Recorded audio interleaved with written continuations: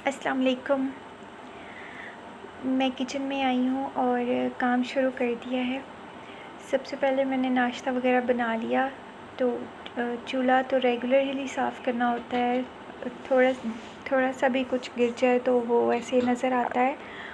लेकिन इसके अलावा फिर भी मैं इसमें थोड़ा ब्रेक दे लेती हूँ 1-2 दिन का, या कोशिश तो यही होती है कि डेली क्लीन करूँ। लेकिन डेली क्लीनिंग, डीप क्लीनिंग नहीं होती डेली, तो मैं 1-2 दिन के वक्फे से डीप क्लीन कर लेती हूँ। बाकी इसके अलावा कुछ कैबिनेट्स वगैरह हैं जिनके ऊपर मुझे स्टेन्स फ़ील हो रहे हैं, तो मैं उनको भी क्लीन कर लूँगी। और इस तरह से मैंने एक डस्टर ले लिया है और उसके साथ में इसको साफ़ करके बार बार साफ़ करना होता है, तो वॉश करके दोबारा क्लीन करूँगी तो फिर ऐसे बिल्कुल चमक जाएगा। बर्नर के ऊपर जो हुड लगा हुआ होता है उसको भी जल्दी क्लीन कर लेती हूँ ताकि उसके ऊपर वो ग्रीज़ी ना बन जाए, फिर उसको क्लीन करना बहुत मुश्किल हो जाता है।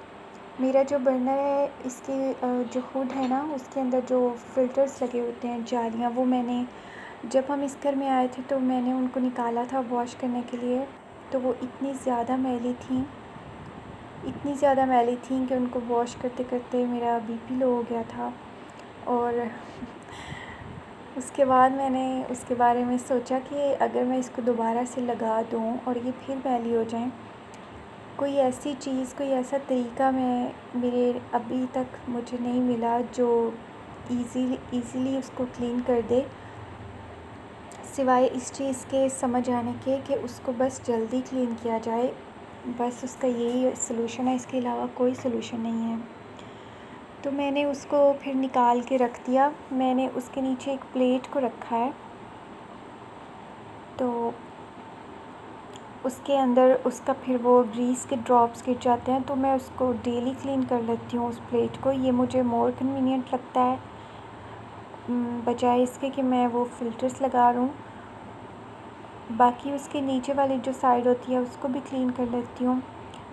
ये फ्रिज के सेक्शन बना हुआ है जो यहाँ से अक्सर आते जाते यहाँ पर हैंड रखते हैं हम लोग, बच्चे भी आते जाते हाथ रख लेते हैं, मैं भी रख लेती हूँ। तो वहाँ से बिल्कुल पैच बन गया था मैल का, ब्लैक कलर का हो गया था, तो मैंने अब उसको भी क्लीन करना है। मैं डिश वॉशिंग बार के साथ उसी के साथ कर रही हूँ काम, उसको अच्छी तरह से रगड़ के लगा लिया और उससे क्लीन हो जाता है। और इसके अलावा मेरे पास डिश वॉशिंग लिक्विड सोप है, लेकिन मैंने इसी से किया था तो इसी से काम चल गया था, तो मैं बस फिर थोड़ी सी लेज़ीनेस हो रही थी तो उसको नहीं उठाया, वरना वो भी एक अच्छी चीज़ है। एक्चुअली मेरे पास अभी कोई इस तरह से स्प्रे बॉटल नहीं है जो मुझे प्यारी लगे, मुझे पसंद हो, तो इस तरह से कोई लूँगी ना तो फिर उसके अंदर डिश वॉशिंग स्प्रे बना लूँगी सोप डालकर, लिक्विड सोप डालकर और अंदर पानी डालकर। इस तरह भी बहुत अच्छा साफ़ हो रहा है। अब मैं नीचे से फ्रिज के पास ही इस तरह से एक वो बना हुआ था, वहाँ पे भी ब्लैक था, मैल नज़र आ रही थी, तो उसको भी क्लीन कर रही हूँ। फ्रिज स्टैंड के ऊपर रखी हुई है, उसको भी मैं रेगुलरली क्लीन करती हूँ, लेकिन आज डीपली क्लीन कर रही हूँ।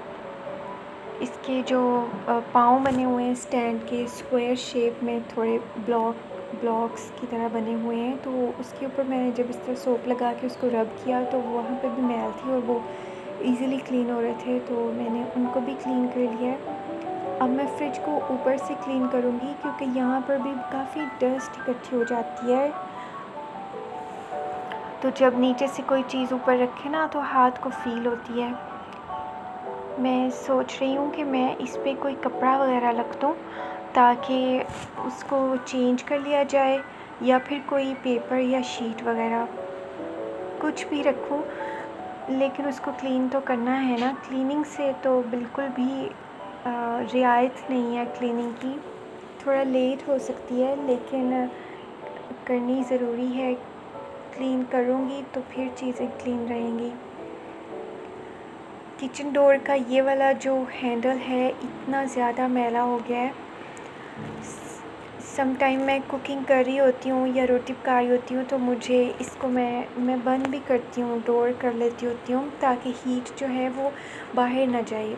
किचन के अंदर बड़ी बड़ी विंडोज़ बनी हुई हैं, ग्लास है, तो सनलाइट जब आती है और जब किचन में कुकिंग होती है तो फिर काफ़ी सारी हीट लिविंग रूम की तरफ चली जाती है, तो मैं इसको बंद कर लेती हूँ और इस तरह खाने की जो खुशबू है वो किचन में ही रह जाती है, पूरे घर में ट्रैवल नहीं करती।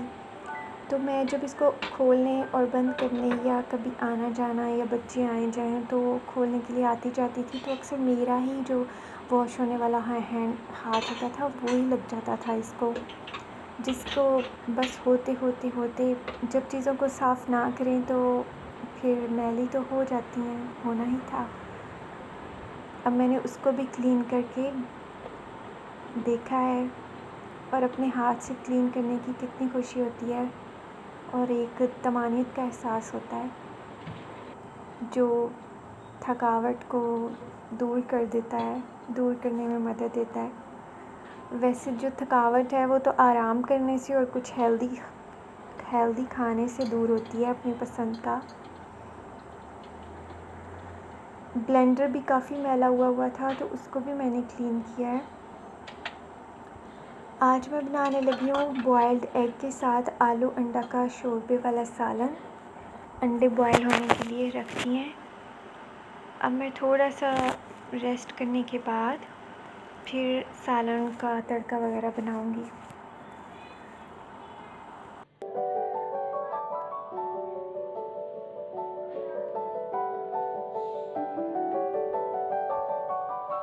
बहुत ज़्यादा खुशी हो रही है मुझे, सब क्लीन देखकर, चमक रहा है, साफ़ सुथरा है।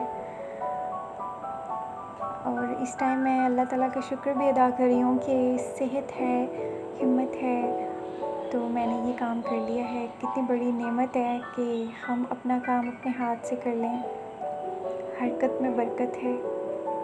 और इस टाइम मैं मिल्क शेक पीने लगी हूँ जो मैंने कुछ टाइम पहले बना के पी लिया था। और काम आज मुख्तलिफ़ नौइयत का था जिसकी वजह से मैं थक गई हूँ, इस टाइम टायर्ड फ़ील कर रही हूँ, तो मैं ज़मीन पे बैठ गई हूँ और धूप आ रही है अंदर। बहुत अच्छा लग रहा है बैठना, थोड़े से कुछ फुर्सत के पल।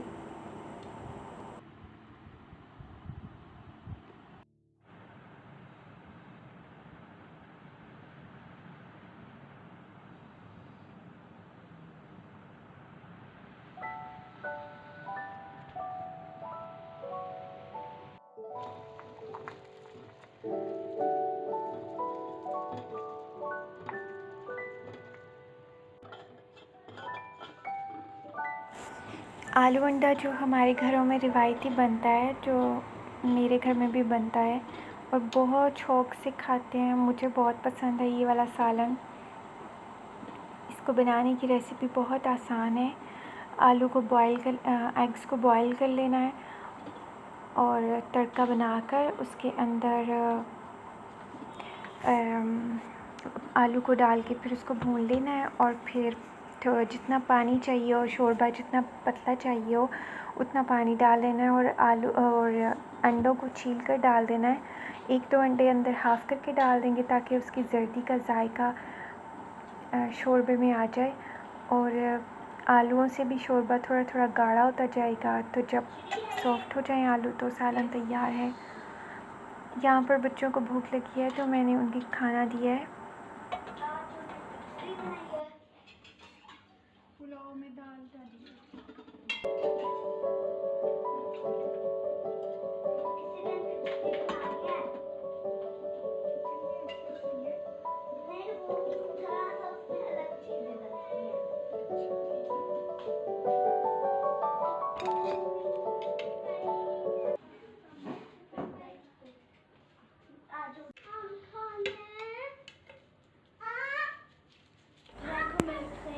अब मैं 1-2 सालन ज़रूर बना के रखा करूँगी, बल्कि कल को मैं 2 सालन बनाऊँगी ताकि फिर मैं अगले दिन लॉन्ड्री करूँ या फिर कोई और काम करूँ तो फिर मुझे सालन बनाने की फ़िक्र ना हो। मैं इस तरह से करती हूँ, जो काम मेरे माइंड में होता है करने के लिए, तो मैं उसके लिए अगर मेरे पास सालन का सामान पड़ा हो तो मैं ज़रूर सालन कभी कभी 2 भी बना लेती हूँ, तो ऐसे हेल्प मिल जाती है। और मैंने समोसे भी बना कर रखे हैं, जो शीट्स मिलती हैं बाज़ार से, उसके अंदर मैंने वेजिटेबल्स डाल के, बस आलू डाले हैं और शिमला मिर्च थोड़ी सी। इस तरह से जब भूख लगती है और रोटी सालन खाने के लिए दिल नहीं चाहता, तो फिर वो काम आ जाएंगे। फ्रीज़र में कुछ ना कुछ ज़रूर पड़ा होना चाहिए, तो जैसे जैसे मुझे चांस मिलेगा मैं वैसे ही तैयार करके रखती जाऊंगी।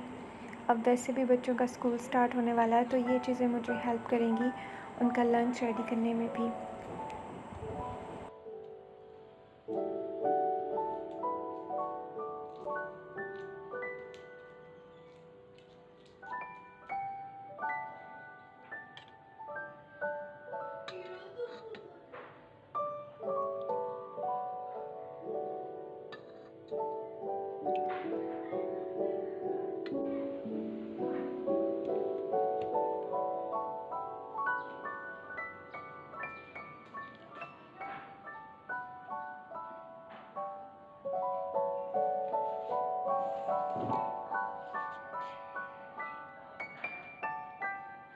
आज का व्लॉग यहीं तक, मिलेंगे अगले व्लॉग में, तब तक के लिए अल्लाह हाफ़िज़।